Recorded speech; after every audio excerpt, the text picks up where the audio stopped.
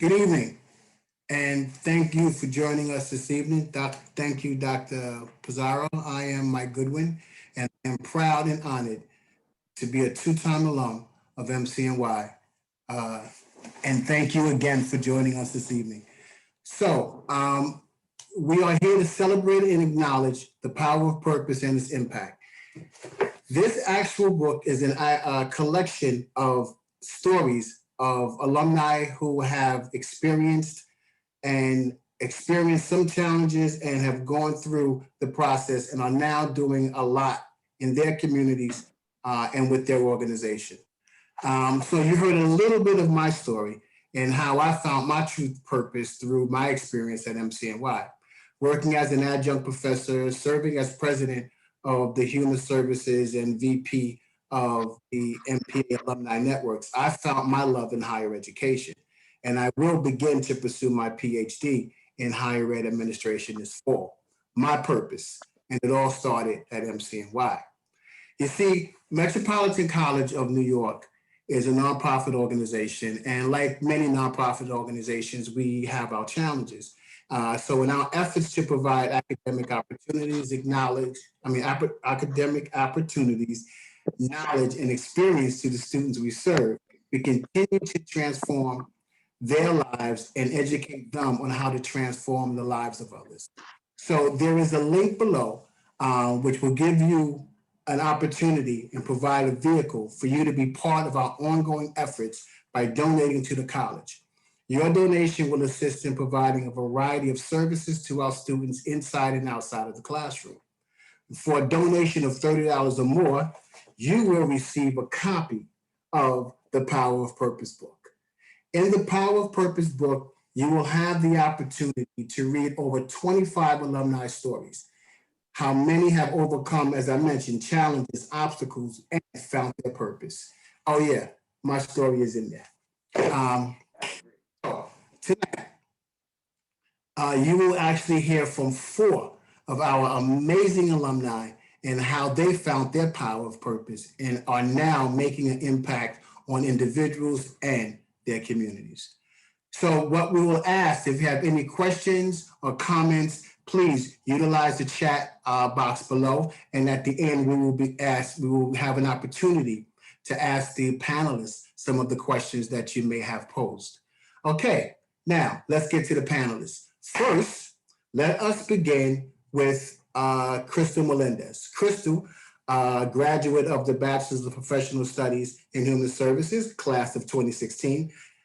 Krystal, in the book, you provided an incredible and truly inspiring story of how your work and various purposes assisted you in your professional growth. Can you please share with others what purpose-centered education means to you and how this philosophy has directed you in your purpose? Sure. Thank you, Michael. To me, purpose-centered education, it's all about learning by doing, but it also takes that a little deeper into into experiential learning and lived experiences. So it's not just about knowing and doing, but also about your inner world and your inner feelings and connecting that to the work that you do every day. And so what I learned purpose-centered education is just centering who you are and honoring the intersections of your identities. And that is important to the work that I do every day because my life's work is centered in equity and is centered in anti-racism and is centered in encouraging vision and also inciting change. And so being part of MCNY in the classroom, connecting with my peers, with my professors, it was really affirming to see the importance of community, knowing the community, being in community, and honoring the communities that we service and also work alongside because the community is the wisest and most important stakeholder in any change effort that we're doing. And I truly believe that. And I got to apply that in my work with Good Shepherd Services for the past 4 years. as an internship and career coordinator. And in that organization, I got to use the wisdom that I gained from the constructive action every day in different working groups and with the young people that we serviced. And then now I take that wisdom into the next level of my journey with Grace Institute as a talent specialist. And so continuing that career equity journey.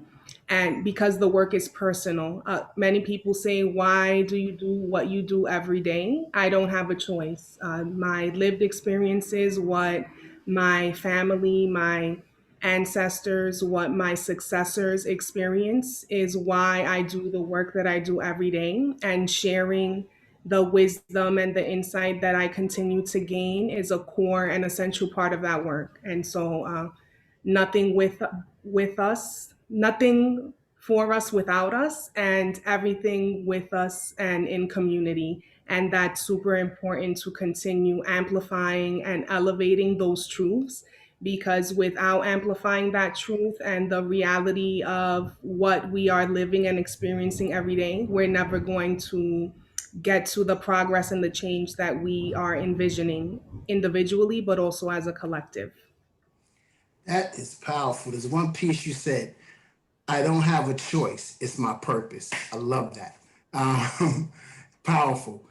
So, speaking, the power of purpose impacts not only our community, but also has a global reach.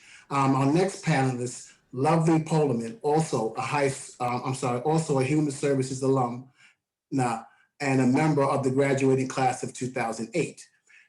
Lovely. Can you share with our guests how your purpose spanned outside of the USA? Yes. Good evening, everyone. Thank you for this honor. I'm just so happy to be amongst you all. I traveled back to Haiti when I was like 18 or 19 years old. Going back to Haiti for a family event, it was a total culture shock for me.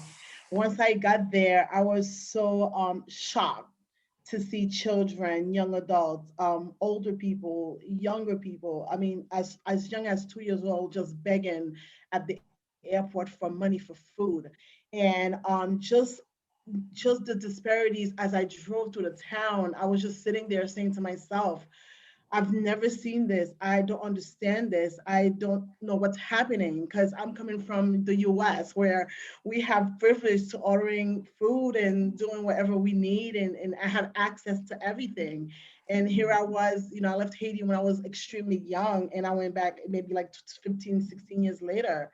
And just the lack of housing, the lack of healthcare, education, and just basic resource need to survive every day wasn't accessible to the families and the children in Haiti.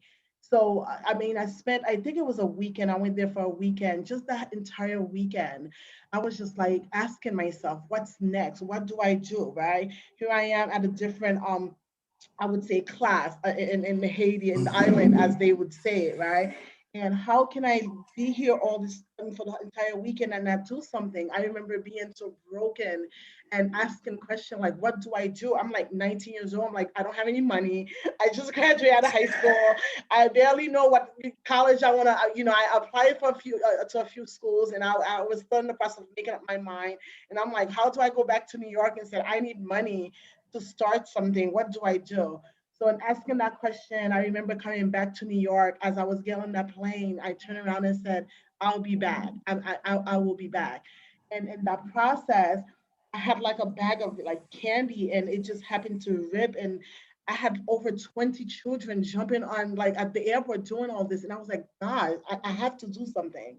So I did. Came back to New York, starting a plan, started planning my next step. When do I go back? I started asking family for money, a donation, $50, $20, $10.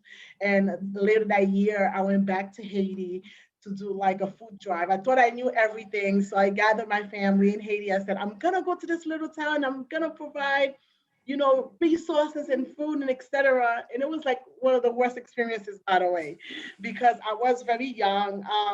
At that point, I was like, I'm gonna save the world. I'm gonna do everything that I needed to do. And the amount of people I think it was over 200 or 300 families in one little site, 4x4 room. So the experience was horrible, but the outcome was one of the best outcome I've ever received in my life. So that moment, my life changed forever. Went back a few years later, started planning the orphanage, Love and Hope Orphanage. And this is my purpose. This is how I was able to connect my purpose at MCNY to my implementation and plan of action in developing and birthing Love and Hope organization. That is incredible. Again, across the globe. So now we've heard just a bit of their stories, and if you were moved, touched, and if your heart felt warm all over, what will happen when you read all the stories? Inspirational, motivational, and empowering. With the donation of $30 or more, this all can be yours. And believe me, when you start reading one, you're going to want to read to the next and to the next and to the next. So please see the link below and donate and help us continue to help those and assist those to find their purpose. So in the opening, Dr. Pizarro mentioned how MCNY has a strong focus on social justice and community involvement. Now, I want to hear from Sha-King Graham.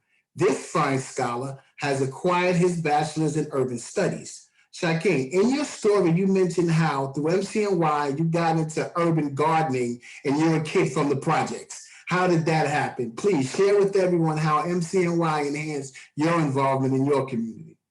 Okay, good evening, everyone. It's good to see familiar faces. Okay, so when I got to MCNY, was 2012. And then I had to stop and I went back 2013. The reason is I've been organizing. First, I want to basically give thanks. Thank God that we got that verdict yesterday with Chauvin. And this is where my organizing sparked in '97 when my sister was killed through the NYPD, right? So that's what sparked my interest. And that's what me coming from the projects, that's what the project did for me. They gave me an education. And they also supported me and to push me towards, getting an education so I can do more for my community. I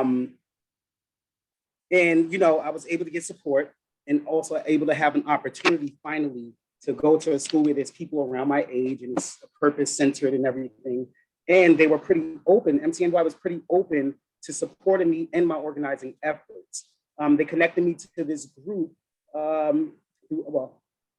graduated the urban studies background. The group that I worked for at first was Habitat 3 that I was a part of, and that was with the United Nations, and it was addressing global issues around gardening and food deserts and health. So, I said, well, I've been organizing around police brutality, around prison expansion, doing stuff with justice reform, and I wanted to, take that step further into getting the education because I feel like I need to do more for my community. And like in the book, I see that they quoted me by saying that I was always pushed to get an education.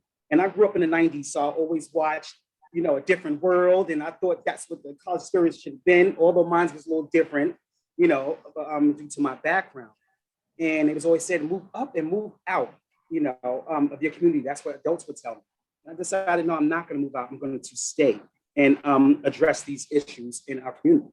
When I was doing community gardening, 2015, when I was at the school, I ran into an organization that was alternative to incarceration, and it mirrored the agency that I helped put together when it was the South Bronx Community Justice Center years ago.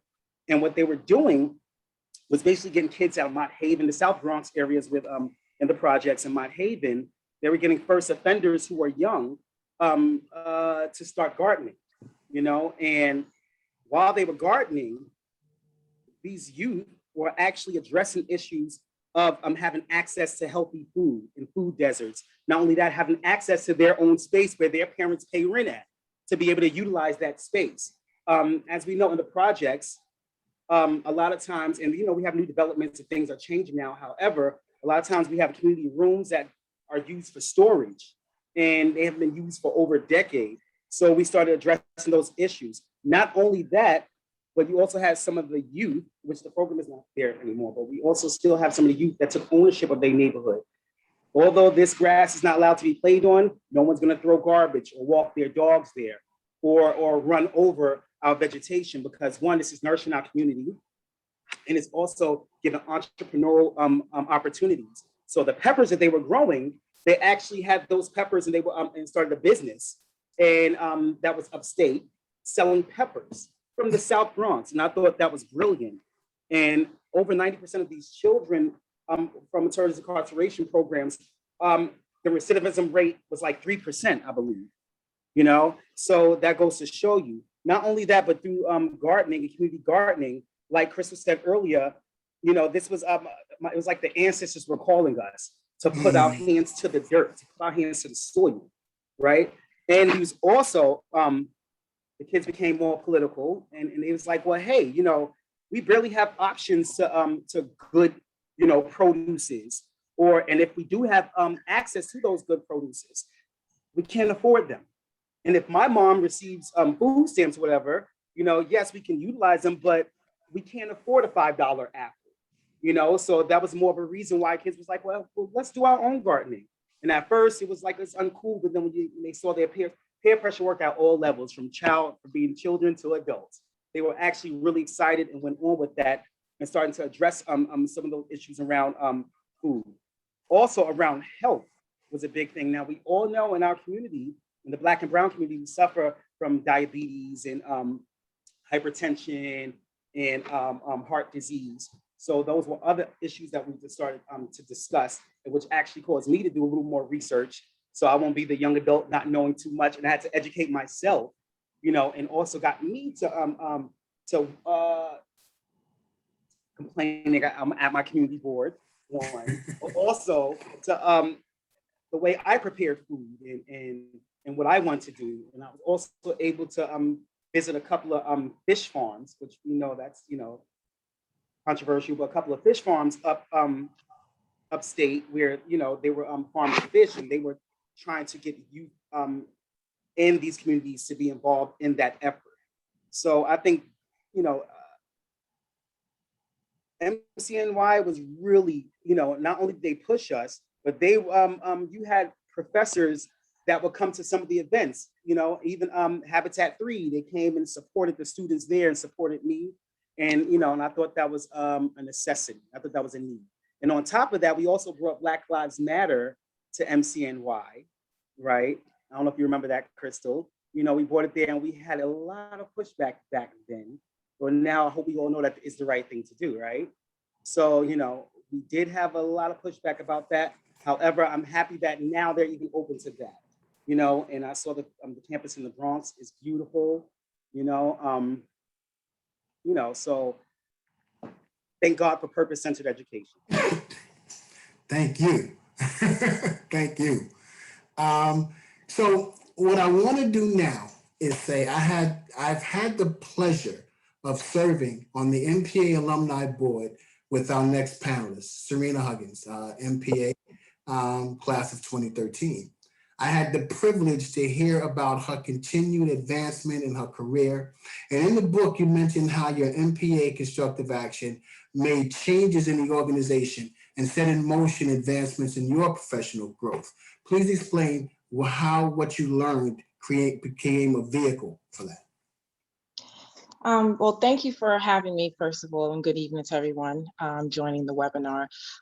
So at my former organization, you know, as a case manager then, I started to pay attention to a lot of gaps in services because we were focused on homeless prevention. We were serving a lot of clients. And of course, you know, for me, I'm invested in the work that I do, and I'm interested in the client outcomes and, you know, their outcomes and their lives being positive through, you know, our impacts and the service that we provide. So, you know, when working on my constructive action, I realized that in the nonprofit sector, any contract program, performance is key. This is what's going to allow an organization to retain its funding. and keep its grants year to year, not only to provide the services for the clients and the various target populations, but in order to keep staff on board and to keep them hired and to keep these programs going.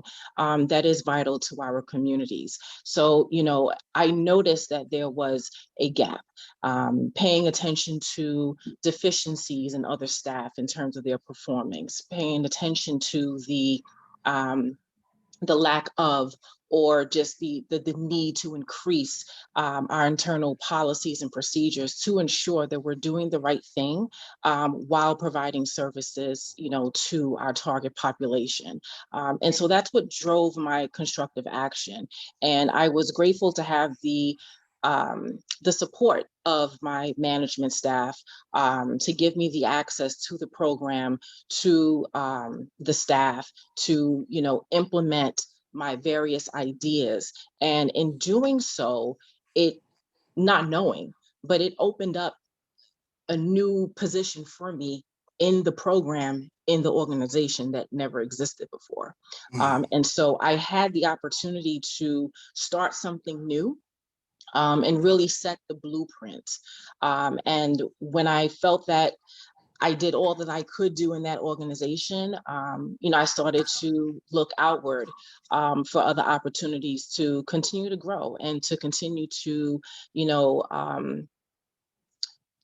implement everything that I've learned. And it was a really good vehicle for me. I'm appreciative of the time that I spent at that organization. I was there for 8 years.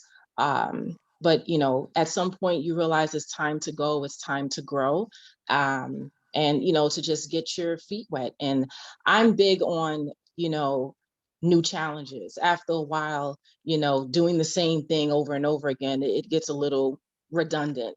And I'm always looking for a new challenge.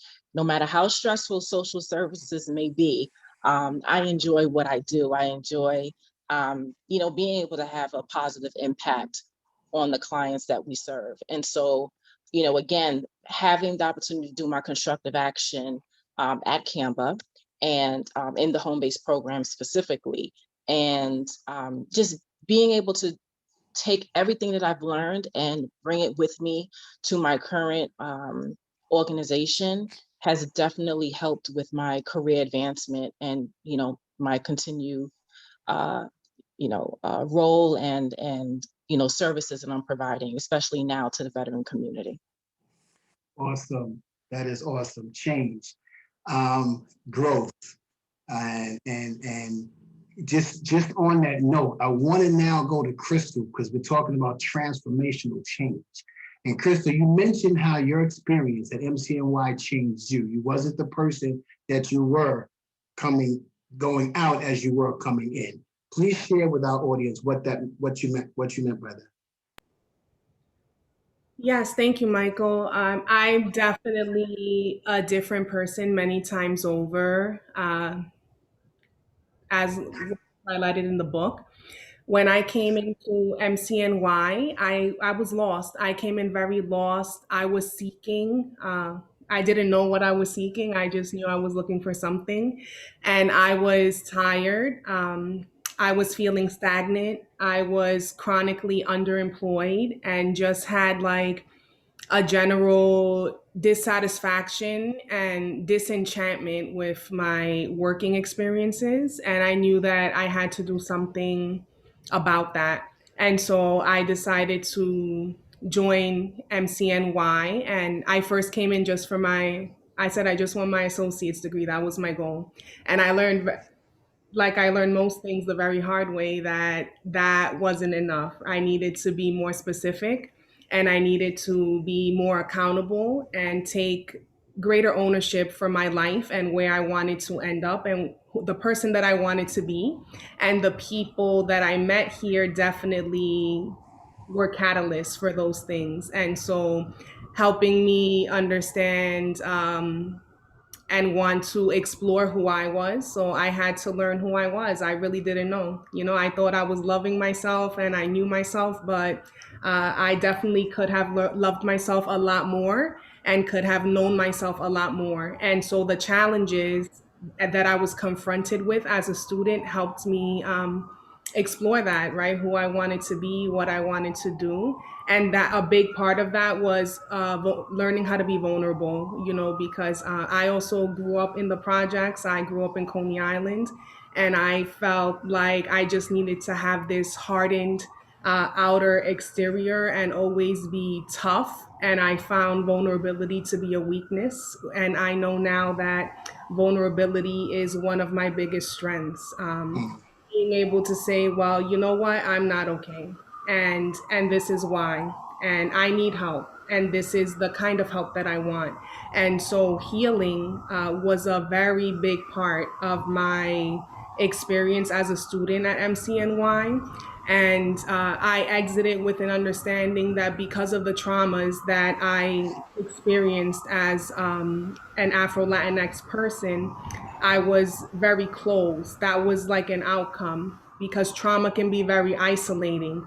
But what was affirming for me here at MCNY in community was that I'm not alone. And there are people, while we didn't have the same experiences, we were similar. And I felt a oneness because, like, solidarity and oneness isn't about being the same, it's just about knowing that you are not alone. And because of the differences that you do have, you can still find like love and healing and empowerment.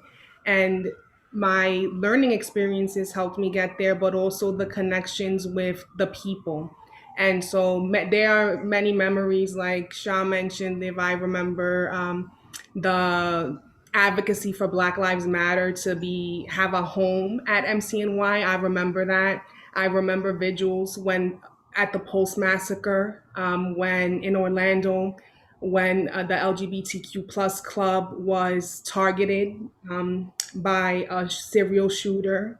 And we held vigil and we cried together. We cried over math, and we also cried about the injustices that we endured as BIPOC people. And so I exited a different person, more vulnerable, and knowing that I couldn't ignore that part of myself. It's very important for me to be in tune with my emotion. And while in people serving professions, they encourage a disconnect from emotion, they say leave your problems at the door. In reality, we can't do that. Everything that I am and everything that I live makes me who I am and fuels my purpose and drives me. And so I'm not leaving that at the door. I'm going to bring it with me. And I want us to talk about it. And that courageous conversations, it takes bravery, but it takes a willingness to put that into practice. And like Syrena highlighted, it's common to get to a point where you recognize, well, the most that I could do and the most that is possible happened. And then I need to release and exit and transition into another space and, you know, pass the baton over. And exiting is a pot, it's not negative. Many people have that as have negative connotations for exiting. And exit is a duality. A cycle ended, everything that was possible happened, and now there's opportunity for new ways of being. And being at MCNY taught me that. So I look for, you know, possibility and reimagining and co-creating, but also innovating. Innovation is a big part of purpose-centered education. Just because something has always been a certain way and we've always done something this way, that doesn't mean it's the best way. It doesn't mean it's the most effective way. And there's the constructive action is a framework to help encourage those visions, right? So, and doing that not just alone, but in community with other people.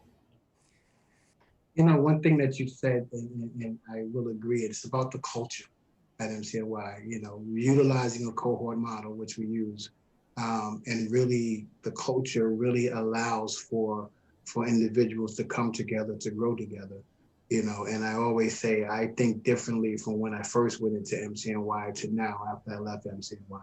So extremely factual. And that also now brings me to Lovely, because Lovely, we touched on how you brought about a change in Haiti. But please speak to how your position at the Mayor's Office of Immigration Affairs aligns with your purpose. Let me just say this. When I was like transitioning out of Catholic Charities for after 11 years advocating, being a part of a huge case management team, I was like, I need a position where I can use my voice. I was happy to be at Catholic Charities serving the community, etc. And as I was ready to leave, I was like, I need a position where I can have the uncomfortable conversation. Sometimes it's hard for us to have the uncomfortable conversation, but it's a conversation I need to have. So my purpose in aligning with leaving MCNY with what I have obtained at MCNY is always about, never feel afraid to be able to serve others and never be afraid to be able to have that uncomfortable conversation. That word plan of action is something that I've applied throughout my life, including my children who are not in college, both are at college.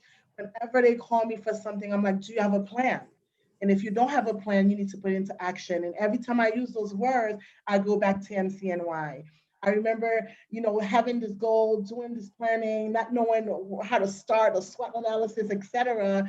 And I'm speaking with Dr. Weiner, and I was like, this is my plan. I really need to see where I can start, and how can you help? How can I introduce this as my as one of my projects, and I was so happy she said yes, right? So being at the mayor's office not only allowed me to continue my purpose in serving the community, not only to continue to make me have those uncomfortable conversations with partners, with stakeholders, with other community leaders, council members, councilate, and everyone else who is involved. Because a lot of time people are making decisions for us who doesn't look like me, right? Who are not in my shoes, who have not worked in my community to know what the needs are. I wanted to be part of that conversation. I wanted to be a part of the team or the policy team or whoever is making those decisions. I wanted to have a voice in a company or agency or somewhere where my voice matter, not only for myself, but for my ancestors and the generation to come, and for my community. So being at the mayor office, my experience are a lot of time, nonprofits and government are disconnected with the community, right? There's no compassion. Because in order to serve, you have to have compassion. In order to understand the need, you have to meet people where they're at. And oftentimes we don't have that because many of us are looking at the title, we like the salary or whatever it is. For me, it's always been about serving no matter what. And of course, to have people see me that look like them. I've experienced the same thing. I immigrated here without my mother, without my mother when I was very young because my father came here documented. My mother wasn't, right? So I had to go through I was very young, but I remember my father working and, saving all his money to send for my mom. And then when the ICE comes, she would go hiding somewhere, right? I remember being like 9 years old, 8 years old, I had to go to Kings County Hospital or Methodist Hospital to translate because we had lack of access to language, right? So then I remember those days. I remember being the advocate for my mother, for my parents at a very early age. And I promised myself that not only I would be a vessel for my own family, but to the community. So being there, having the constituents, the community connect to me and see what I look like. I am an example of the immigrant family that came here. My parents came here. Both of my parents were professionals back home. As you know, when you come here, you have to start all over to have the success that my family have had and to be able to help other families. Um, it's amazing. And I learned those things at MCNY to know how to use my voice. Because sometimes people make noise, right? But using your voice, making noise, that doesn't necessarily mean that you're being heard, right? So I learned how to put my plan into action internationally and locally. I learned those things to MCNY. So having the community to see me, to see that I'm one of them, they're part of my ancestor and part of my future, my children's future, and who I am or who I've become or who I'm going to continue to be. It really aligns with my purpose at the Moya. And I think even my staff, oftentimes I tell them it's not being aggressive, it's a passion. I'm very passionate. So sometimes people will think you're being aggressive because you're so passionate or have compassion for the work. So then those conversations will happen, and I'll be like, this is what it is. And we have to often have those uncomfortable conversations. So I'm so happy I'm in a position where my voice, whether it's not gonna be heard or it won't be heard or it will be, I will raise it. That gap needs to be closed, right? We are at a point where we need to see changes. You know, it's how you speak, on the passion for what it is you do. And again, as we look at purpose, and the power of purpose, we also have the passion that goes with that, and that really drives the purpose, which in turn drives the power, which in turn creates the impact and makes the impact on those we serve. I just made that up. Was it passion, power, and purpose? Ooh, I can coin that, right? But I want to now shift to, because we speak about specific populations as you speak with immigration. I'm going to shift to Syrena. And I know your particular position, you have an impact on a group of individuals who served our country, the veterans. So how has your knowledge that you've gained assisted you in your executive director's position? Well, thinking about my current role and the steps I've taken to get here, one thing that I can say about myself, you can throw me to the wolves, but I'll come back leading the pack. It is not easy taking higher management positions because you are expected to perform. There are, a host of responsibilities, what's indicated on paper and what's not indicated on paper. And you have to be prepared to respond to every aspect of your program, your client's needs, the funder, your community partners, and other agencies that help you in your day-to-day. So for me, just thinking about the knowledge, I go back to my time in MCNY, and just thinking about the applied theories that we learned, and getting into my actual position and realizing the theory was nice, but the reality is real. And you have to try to take bits and pieces from what you learned in your various studies and in the various courses and really apply it to the life of the client who you are about to impact. You have to apply it to the program you're running and the budgets that you're putting together, and the staff management that you're dealing with day to day. I feel like in my process, in my growth, I've learned through baptism by fire. You think you knew, you think you think that you're prepared, and then reality comes and says, hold my beer, you don't know, right? But it's how you manage, it's how you navigate the ups and downs of management, how to run your programs, and just really focusing on being successful. And for me currently in this role, again, as rigorous as it is, my time is not 9 to 5. The schedule may say 9 to 5. My time is not 9 to 5. 6 a.m. I'm responding to emails.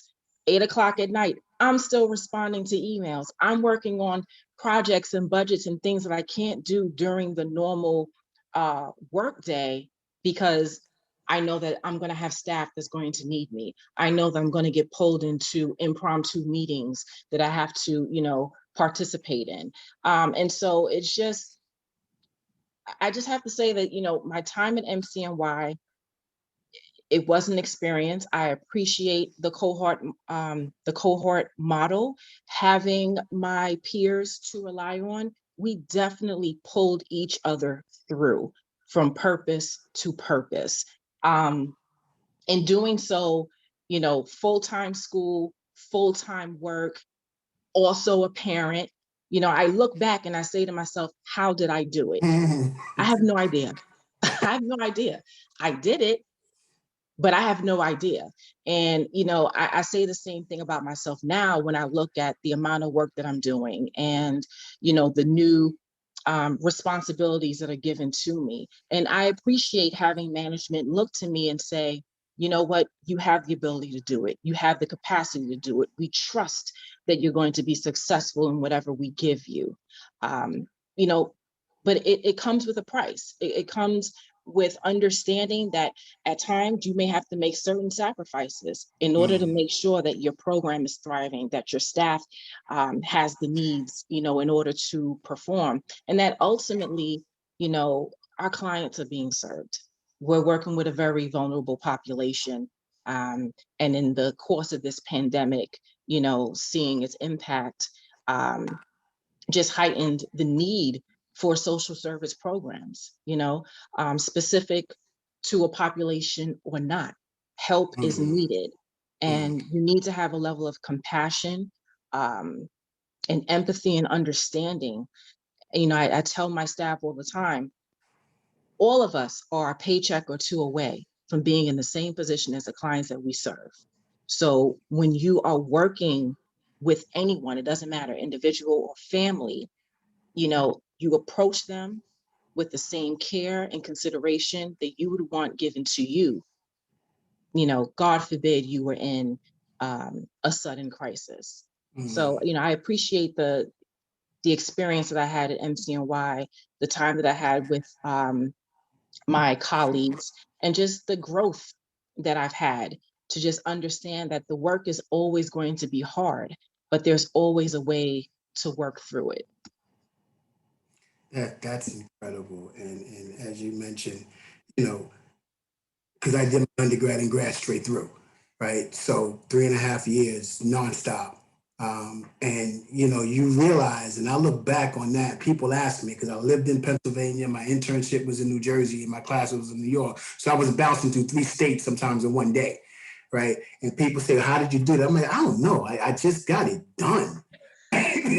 We just got it done. I can't look back and tell you exactly, but we just got it done, you know, and we did what we needed to do, you know.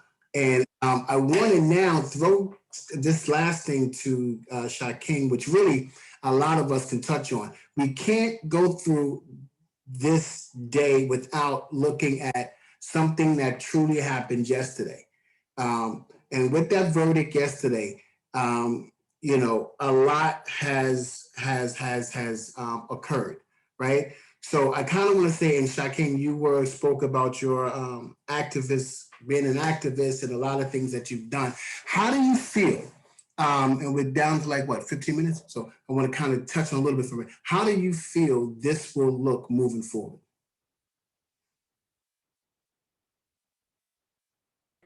You said, how does it feel? What moving forward? I didn't get that last part. Yeah, as a result of this verdict, right? Okay. How do you see us moving forward with this? Or how do you see things moving forward? Let me tell you, okay? Sometimes I cry. First of all, seeing so many, you know, Black people, you know, being killed by the hands of the NYPD is like an old wound that that my father has to open all the time. Sometimes there's one thing I didn't learn MCNY, and that's something that you do have to learn going along in human services. That and also like what Syrena said, the community that we serve, and also Lovely said, community and Krystal, the communities that we serve is communities that we live in. You understand? And that goes back to defunding the police or whatever. You know, I'm proud of the Generation Zs. I call them the Zeners. I am so proud of them. You know, when it comes to the organizing efforts around it. Yes, there are a lot of white people that are part of Black Lives Matter movement. Down my block, I saw a lot of white people, you know. However, that's awesome. And just everyone, and just seeing the community being mobilized to really fight. This pandemic has also showed me a lot as well, and it's also have a lot of people from our community thinking, and like I said before, getting themselves involved and wanting to be involved in different decision making for their communities.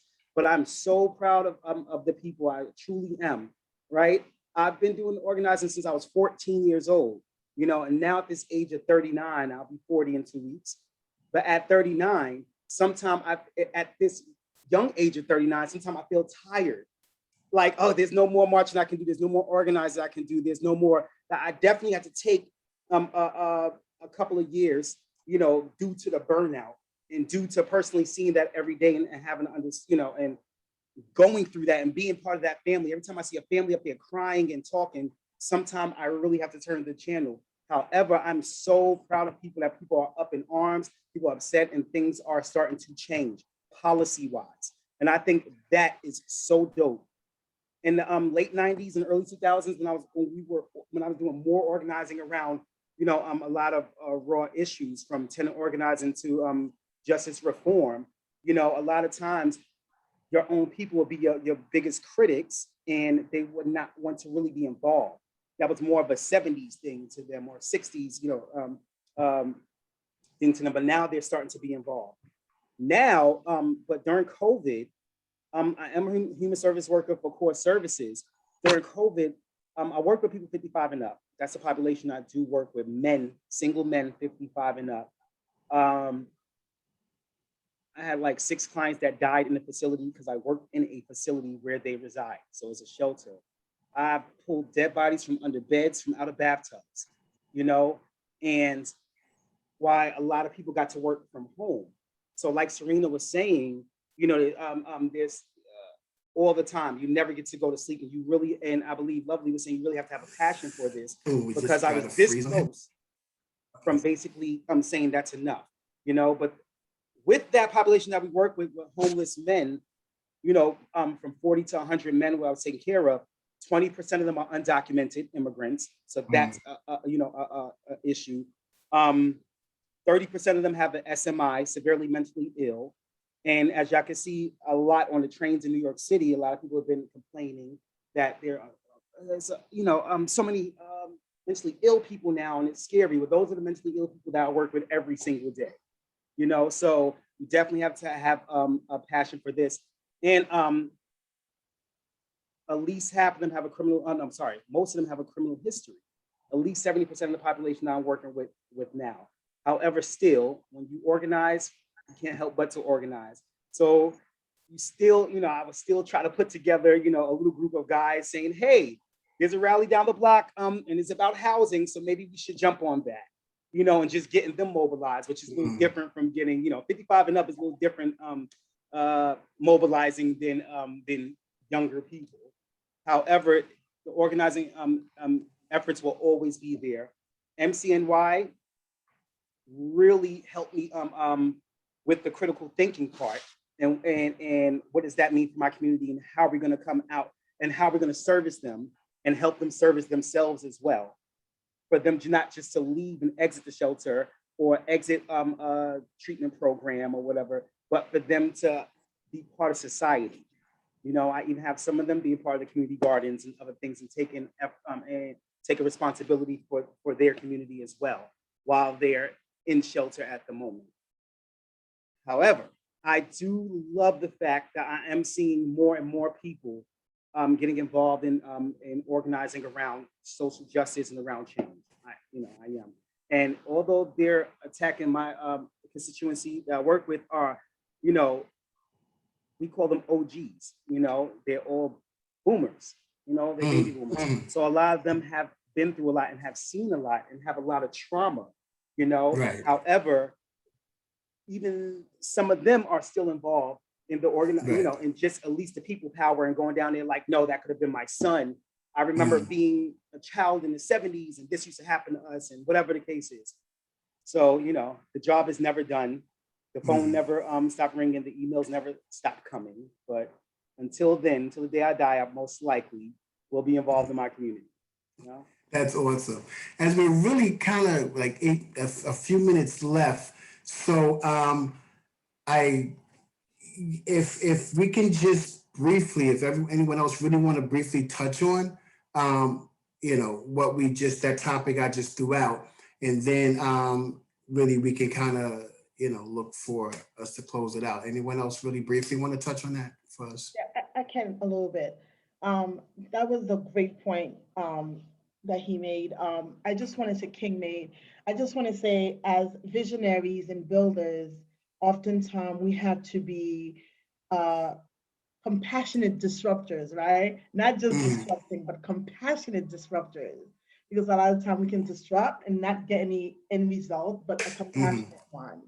So I think that's what MC Line also does. It helps you to align not only your vision, but how to build. And then at the light of where we are in our country, in the world, we may have to become one of the compassionate disruptors as opposed to mhm. just making noise, right? So these Right. are the things that MCLI really have taught me on how to use my voice. And again, and I will go back to what President Pizarro mentioned at the very beginning. We are a college that has a strong belief in social justice. And as an instructor, I as well make an emphasis to allow for that to be part of what we do, part of what we teach, and understanding that as this whole the focus of the power of purpose and its impact to really encourage and request individuals and students in our institution to go out and make a difference, no matter what as I refer to it, find your it. Your it is your purpose, right? And once you find that it, right? Then do great at that it. Make a difference with that it. Put your passion behind that it, right? And let's begin to bring about change because we are an institution of change, right? And it's all about change. It's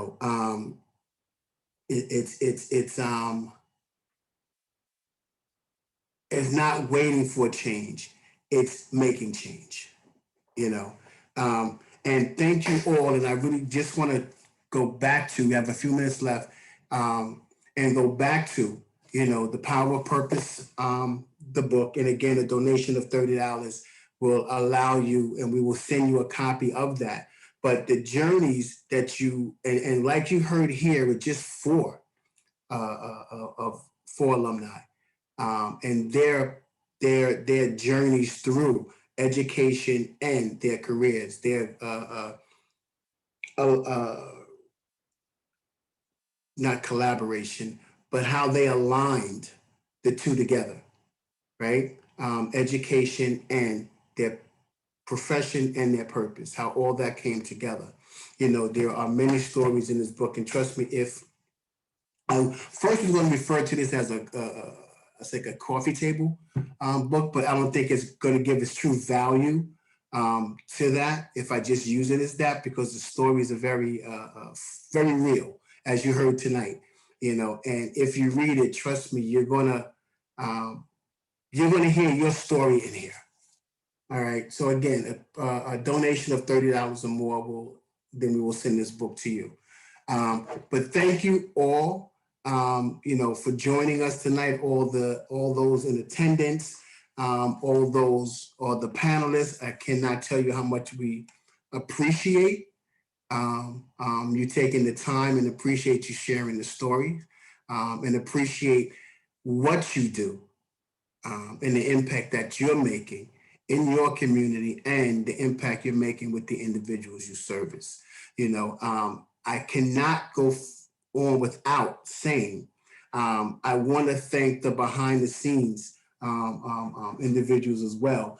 Tina Giorgio, our Director of Communications and Alumni Relations. We love you. We thank you for all you do. You are a major part of what is taking place right now. as well. And the Associate Dean of Academic Affairs, David Hahn, who helped us bring this to you, the technical part of it. I want to thank you as well, and so much that you do behind the scenes. The two individuals that you see a lot of their work, but you don't realize they are the ones who are doing it, you know. And we definitely want to thank them as well. So again, in closing, and also big thanks to our President Pizarro. Thank you very much for all that you do in leadership, all the deans and all the administration at the college, you know, and all faculty and staff. We are very appreciative to all that you do. And again, power of purpose with impact, power of purpose on impact, power of purpose on what it is we do and how we make a difference. You know, thank you all for joining us. We appreciate your support, and be well, be careful, and do great things. Thank you.